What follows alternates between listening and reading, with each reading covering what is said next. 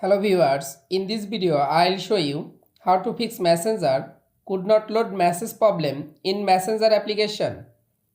If you want to solve this problem, please follow the step. Step 1. Open your phone setting. Scroll down. Click on connection and sharing. Scroll down. Again click on reset Wi-Fi or mobile network. Reset your Wi-Fi or mobile network connection. Go back.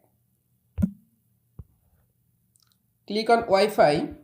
You make sure your Wi-Fi or mobile network connection is properly connected or stable connection.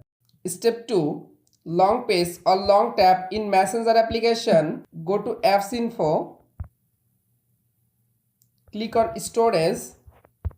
Again click on Clear Data.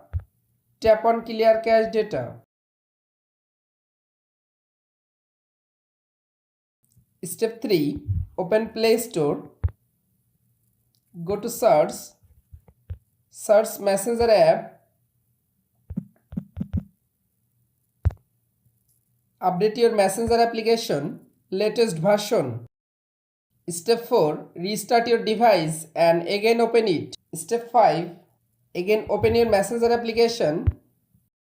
You can follow all of the steps to fix could not load message problem in Messenger application.